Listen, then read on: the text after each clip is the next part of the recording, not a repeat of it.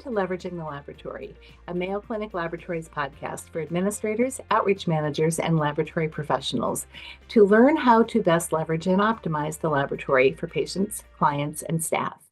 I'm your host, Jane Hermansen, Outreach Manager at Mayo Clinic Laboratories. And joining me today are Brianne Newton and Ellen Dijkman Dulkes, Outreach Solution Strategists within Mayo Clinic Laboratories. Our discussion topic today is part 2 of 2 about why laboratory outreach programs fail. And when we think about failure, just kind of by definition, there are 2 aspects to it. And our part 1 podcast discussed the aspects of failure that are related to trying and not succeeding, not delivering on your attempts. Today's topic, part 2, is related to not even trying, not even showing up. And in our outreach team's work every day, we engage with clients whose outreach programs span from immature, just beginning, to robust and very mature and very successful. And they are all looking for that next step. And the programs that are struggling the most are those that are stalled or can't even get out of the gate. And when we look at their concerns, we really try to figure out, why does that happen? Because these are talented scientists, brilliant people, and they are typically working in very reputable and excellent healthcare facilities. So why can't they execute or implement on an outreach program? My goodness, they're doing heart surgery, brain surgery, transplants, they're doing all these other very complex things. Certainly, they can run a laboratory business. So why do they choose to not implement? So I want to refer back to our episode 1 on this topic of outreach failure. And Brianne, you discussed some subtle ways that the outreach program fails because the outreach program, the manager, becomes ineffective and they might not be able to move the program forward. Just to kind of set the stage for us today, would you mind giving us just a quick recap of your thoughts on those subtle things that actually are laying below the surface and make it hard to execute? Sure, absolutely. I think on our last episode, we called them insidious. So the insidious reasons why outreach programs fail. And some of them, to go back, some of them are kind of the fault of the lab leader and some of them aren't. So if there's not a focus, there's not a vision or a direction for the outreach program, that's on the leader. If it's a leader who is having to wear multiple hats, they're multitasking, they're doing the main laboratory operations as well as trying to grow the lab business, they're set up for failure. There's no one that's actually minding the outreach program itself. It's being treated as a side hustle or a side business. It's not going to succeed in the way that it could if someone was completely dedicated to it. And then last we discussed, which was someone actually has a wealth of knowledge and then leaves. There's not been a succession plan in place for the leadership of the outreach program, passing on that information, growing new leaders. And so when that person leaves or retires, everything goes with them. And the success of the program probably as well. Right, right. Well, knowledge is power, right? So if that's the knowledge behind it, and absolutely. So let's start our discussion today by building out that topic of knowledge. And it's funny because this is the world we live in. We know what it takes, right? But if you had to think about the key things related to an outreach program, and Ellen, if you're going to pick the top 3 things an outreach leader needs to know from a knowledge perspective, what would they be? So I'm just thinking about how I grew up in the lab and what I needed to know. I didn't know anything really about outreach, but I needed to work through others. I really needed to learn that I was the conduit between internal operations and the external patient and client and whoever that client was in choosing that laboratory. So I needed to work through others to get that relationship built and solidified. I needed a communication and listening skills to learn what the client issues were and how to solve them with my laboratory infrastructure. And then I really needed to know what differentiated my laboratory that my client or patient wanted to buy from our laboratory and really set up that relationship to prosper for the future. So I really think it's just a bunch of soft skills to make those relationships solidified. Okay, perfect. So working with others, communication, and understanding your differentiation. Those are Hmm. your top three. Yep. Brianne, same question. I know it's hard. She Oh, already those picked are three really good. good ones. Yeah. I know. So how about Ellen got the you? good ones. First, I think it comes to the knowledge of the lab director, the person that's overseeing outreach, which is know your financials. Be able to articulate to executives your contribution to the organization so that when you are asking for resources or have a new strategy, you want to implement a new service, or heaven forbid, you're actually defending your own turf and justifying your existence, you're able to speak the language that most easily conveys that to an executive team. The second one is for you to become familiar with your own operations. You need to know your own program stem to stern so that you're better equipped to step in and put out fires, handle problems and everything, and you're not having to learn on the fly how your own program works. And so that again comes down to doing your own homework. And then last is being able to know who your resources are internally and externally. So, internally being who are the leaders in other departments? Who are the leaders within your own department that could really help grease the wheels when a situation comes up or make something easier, or somebody that could jump on board if you want to open some kind of initiative that actually partners with another department? Wouldn't it be cool if you already had a relationship with them? And then external resources, whether that be material that's found online that is, probably something that Jane wrote or another leader in the industry or something outreach related, going to conferences, tapping into outreach leaders who have programs that are very successful, coming to see us at Leveraging the Lab conference, being aware and intentionally learning what other people are doing in best practices, and then just kind of collecting that information. Internal and external resources are huge when you're putting together a program.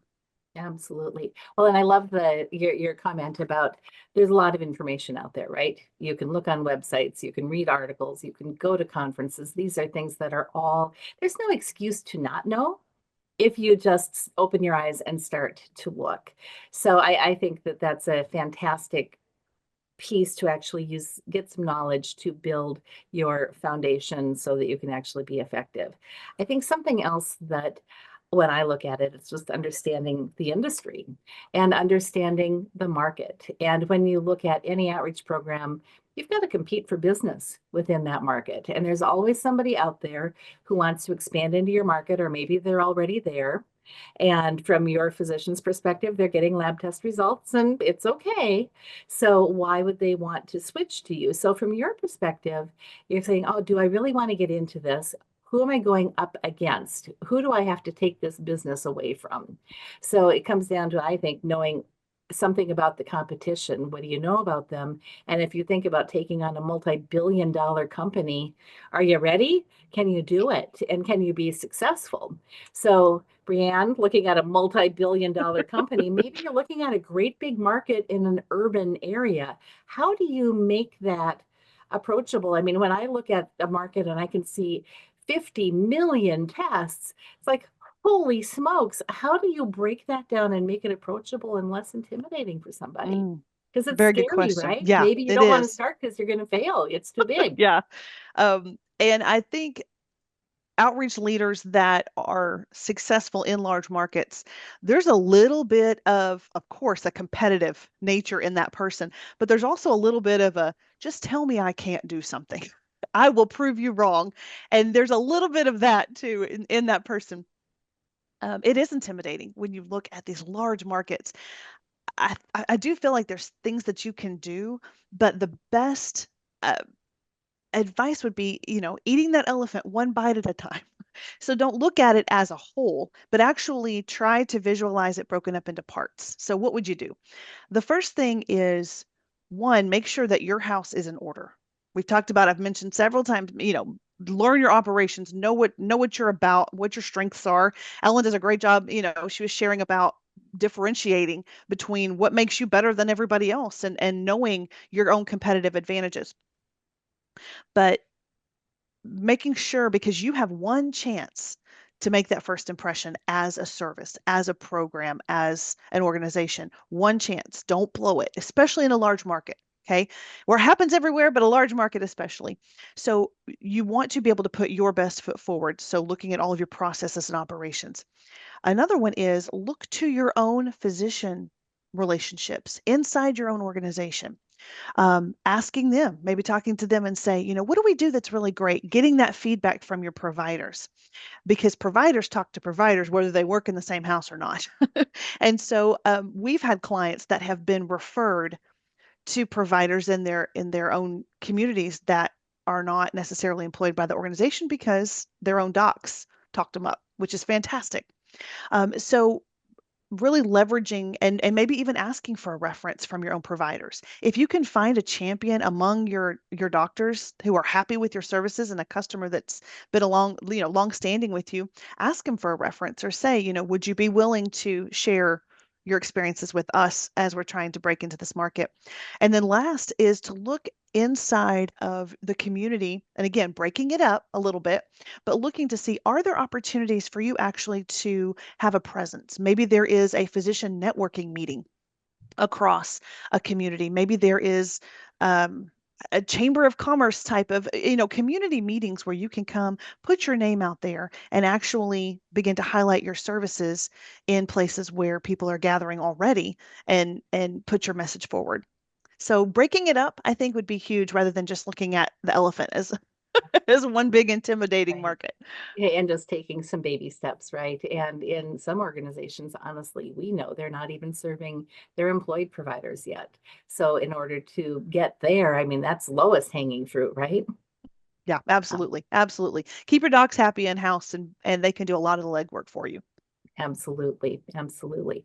So knowing that the competitors are out there, Ellen, I know you're a competitive person. So when you look at the competitive market, what kinds of things do you look for? I know that you help our clients with competitive strategies all the time. What kind of things are you looking for when you look at a competitive market? Oh, every competitive market tells me a different story when I work with different clients, and it speaks to me, Jane. It sure And does. I look at highway maps, and I look at hospital maps. Who are the hospitals in the market? And I look at population maps, and I look at different types of businesses. Like, is it an academic environment? Is it a vacation spot? So they may have swells, in the population during the summertime.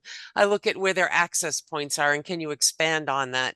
So I really do think outside the box of do they allow direct to consumer testing? So I really do look at all those kinds of things. I was just in central part of the United States, and I look at it from the view of the patient when I go to new areas, and I drive around areas, and I could see all kinds of signage for the local restaurant, but I didn't see any signage from the hospital anywhere where I went. So I really do some visual looking of where do I see cars for the competitor? Where do I see courier cars for the own institution? So really use your resources of your new hires to have them give a perspective of your laboratory when they come in. What are they seeing? What do you see from the patient perspective? So I really do rely on some stealthing around and doing some market assessment just in your own backyard that maybe you don't even see. Sure, right. Well, and I think just to look at the competitors' websites and you can see where they have their desks Correct. and they know what they're doing. So you can see who's competing, where are they, and boy, if they're even renting space in your own organization's buildings, there could be some opportunity to change that story pretty quickly by changing that lease. So I think that that's when you look at this large market, having as much knowledge as you can and then developing a plan for slow implementation and then looking at the competition and not being afraid because what you've got is a great service, right? And then knowing where maybe their strengths are and then knowing that you may have to have an equal service or perhaps they have some weaknesses and you can exploit those weaknesses and get into that market more strongly. So I think that these things are all attached to learning and assimilating some data, right? So you're starting to build your case. But if you develop a whole lot of knowledge and then you don't take any action, it's just theory without application, right? And we know a lot of really smart people that don't ever get anything done. And you know me, I'm kind of an action girl, so I want to make sure that stuff gets done. So certainly we know outreach programs are going to fail if there's no knowledge, if people don't know what they're doing. But again, like I said, when we opened the podcast, we're smart people. We run laboratories, we work in organizations that are very successful. So outreach programs really, it shouldn't be that difficult. So why do we not take the action? And one thing that I see is people, they may have the knowledge, they may have the desire, but they're struggling with a plan. So in order to take action, you need to get some buy-in on that plan, because in our last podcast, we talked about how important administrative support is and even staff support. So Brianne, how do you suggest you get the buy-in that you need? Mm. Well, one is going back to communication. We've done podcasts and blogs about communication. We talked about it in part one, talking about it today, is communicating the direction, the vision of your outreach program. Also share both up and down with your team, and then with your senior leaders. What are some wins? What are some successes, some celebrations that you can share? Don't just go to your senior leaders when there's problems or you need money. Share with them and involve them. Ask them to be part of, coming down if there's any kind of a recognition ceremony or something. Ask them to come down and be part of it. If you launch a new line, or launch a new customer, let them know, hey, we brought on X number of customers. So share in those successes. Communicating downline is also where KPIs and metrics come in. Hey guys, we've done a great job sharing positive feedback from customers, opening those lines of communication. As you're developing a plan, let everybody know how you're doing right now, and then moving that into a future focus. And I think that's part of the plan. Communicating that to senior leaders in a way where you're asking for resources is where using an organizational or a corporate business plan template can come into play, because it will have everything, especially if it's something that is kind of standardized for your organization. It will have everything in it that you need to complete, to convey your story. We work with clients that are putting these together. They want a business plan on, current state, here's how we're doing. They're putting together a future business plan or business case, depending on what your lingo is for your organization. I need a business case because I need to open up this new service line, or I need resources for this. But sometimes it's just a future look, putting together a financial pro forma. Here's current performance financially. Here's where we're going to be in X number of years. These are the resources that I need to get there. Look at that contribution. Look how much the laboratory is contributing to the bottom line. XYZ. So using that can be really big. And then leveraging the relationships that you have with your senior leaders. Every executive has a passion and has a background. And so if you can partner part of what you want to do with your outreach to a goal or to a project or something with a senior leader, oftentimes that's a great way to forge a connection with them. But also, if you do need a champion or you do need a sponsor, someone to remove obstacles to what you're trying to do, it can be a great way to get buy-in from your senior leaders. Sure, absolutely. And I think something that I see in some of those corporate business plan templates is kind of an action plan. What is your action plan? Give me your Gantt chart. So Ellen, I know that you have such a strong passion for kind of project management and creating action plans. You've put together some great outreach plans. What elements do you think are most important for those action plans to have?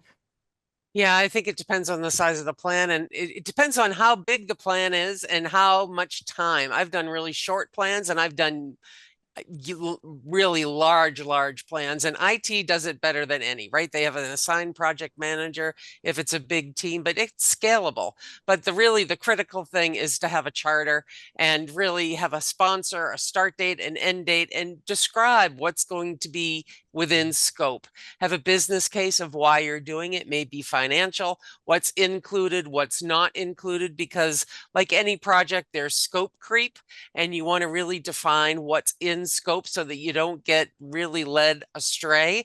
Describe what's in scope, what are the measurable milestones to keep you on task, and then you want to keep minutes, and you want to describe what is discussed at the meeting, who's included in the meeting, who attended, who didn't attend. Make sure the minutes are recorded and sent to those in attendance so that they can keep up to date on what's happening, because there's nothing worse than people that aren't included and say, you never told me.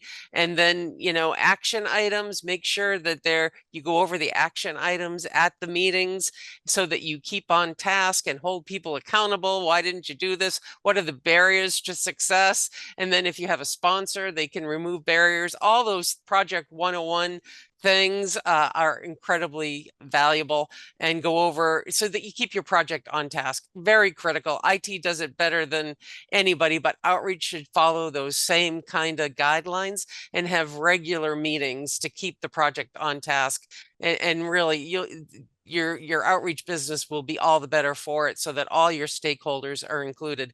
And honestly, I used to do this for outreach, have regular meetings, have your billing people, your registration people, your operations people, your supply chain there. You can do it with outreach every month. You can have these meetings to talk about who's new business, who's old business. You can track and trend the financials, who's paying their bill, who's not paying their bill. I mean, you can use this kind of system for anything to monitor your clients.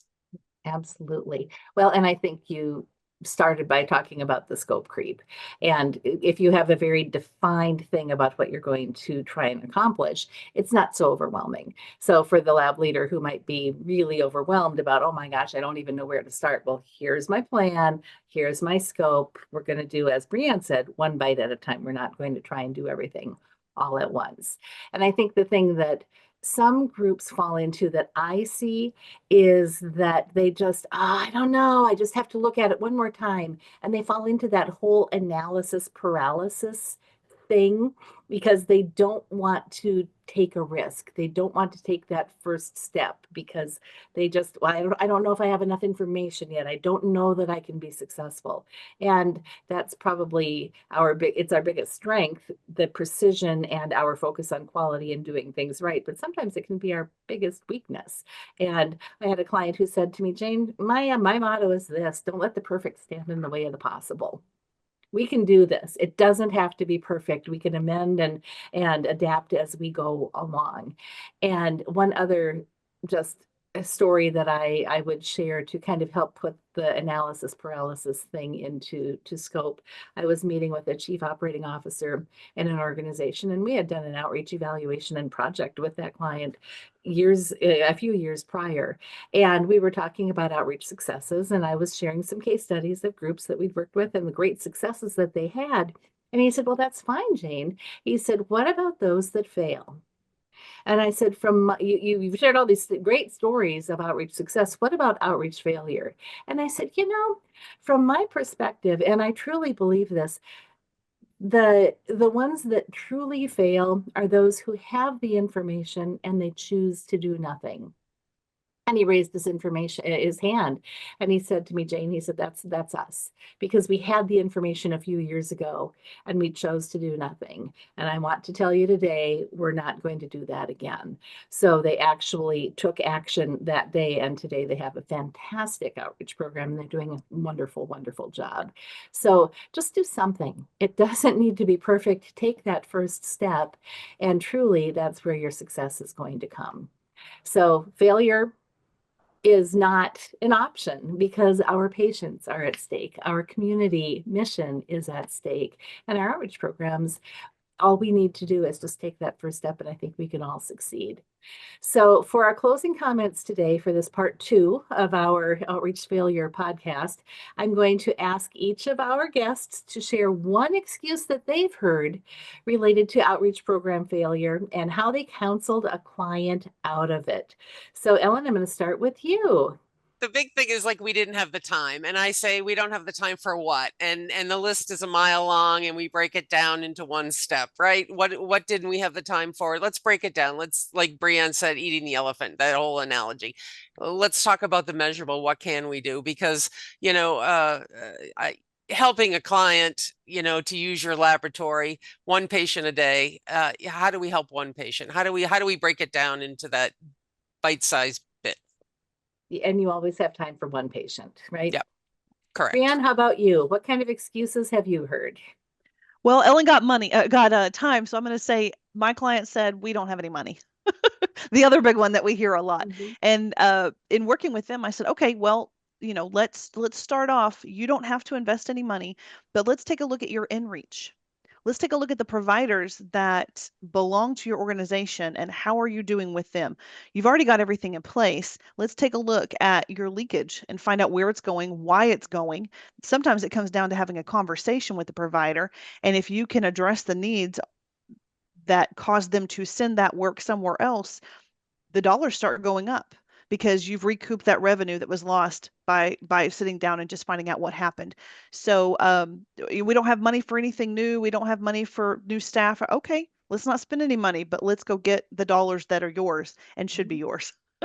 Absolutely. So time is not an excuse. Money is not an excuse. Knowledge certainly is not an excuse. So truly, when you think about it, laboratory outreach program failure is not an option. It's something that anyone can do. So hopefully our audience today has actually learned how inaction drives failure. And we know that there are external forces and internal forces that can also create failure in an outreach program. But truly, if you actually use your resources and are a little bit more ingenious about it, don't let perfect stand in the way of possible, I think that you can all be very successful in delivering on your own community-based missions. And if you want to know more about laboratory outreach success, you have an opportunity to hear from the Mayo Clinic Laboratories outreach team and many other outreach experts at our upcoming outreach conference. Leveraging the Laboratory Vision to Action will be held in Nashville, Tennessee, September 16th and 17th, 2025, and registration is open right now. So go to www.mayocliniclabs.com/education for more information. And thank you again for joining us today on part two of laboratory outreach program failure. Thank you again for listening to Leveraging the Laboratory, a podcast from Mayo Clinic Laboratories. If you've enjoyed our podcast, please subscribe. And until next time, we encourage you to continue to promote your community-based hospital laboratory. The needs of the patient come first.